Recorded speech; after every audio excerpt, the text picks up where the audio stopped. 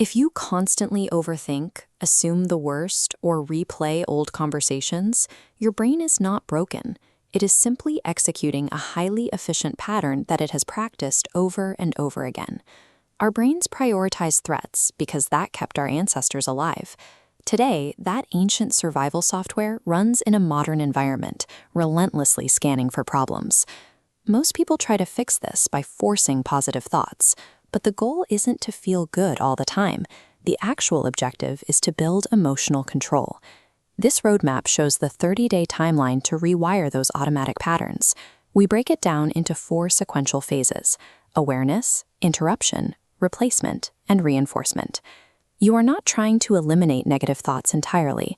By shifting the goal to controlling how you react to them, you change your relationship with your own mind. Step 1 begins with a single task. For the first 7 days, your only job is passive observation. You are going to watch your internal monologue without trying to change a single thought. Whenever you catch yourself spiraling into worry or self-doubt, mentally apply a simple label. This is negative thinking. Leave it at that. No judgment, no correction. These are your high-risk zones. These automatic patterns are most likely to trigger when you are alone, while you're scrolling on your phone, when you experience a setback, or when someone leaves a bothersome comment. The main reason people fail in week 1 is that they rush to fix the thought. Do not argue with it yet. You have to fully recognize the pattern before you can change it. The simple act of labeling the thought creates immediate psychological distance. It proves to your brain that you are an observer, separate from your automatic reactions. Now that you're consistently noticing your thoughts, the objective for week 2 is to interrupt the loop once you cross that awareness threshold. If you try to fight or argue with a negative thought, you are still actively engaging the same neural pathway. Arguing often gives the thought more momentum. The solution is an immediate physical intervention. Take a slow, deep breath, adjust your posture, or scan your environment. Move your body slightly. Think of a negative thought loop like a heavy freight train. You cannot stop it instantly with mental effort, but by aggressively applying the physical brakes, you slow down its momentum until it halts. Your body and mind are linked. Because the brain cannot maintain an identical mental loop during a sudden physical shift, this physical change stops the thought from continuing automatically. By week 3, you have the skills to notice and pause the loop. Now you consciously replace the interrupted thought with a new one. You are not going to force yourself to say everything is great.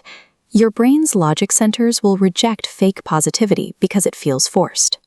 Instead, you will use neutral, realistic thinking. This means correcting cognitive distortions using grounded facts that your brain will actually accept as logical. Here is how that looks in practice. An extreme negative absolute like, "I always mess things up," translates to a localized factual statement, "I made a mistake this time." Looking at predictive anxiety, "This is going to fail," becomes an honest acknowledgement of the unknown. "I don't know the outcome yet." Grounded thinking works.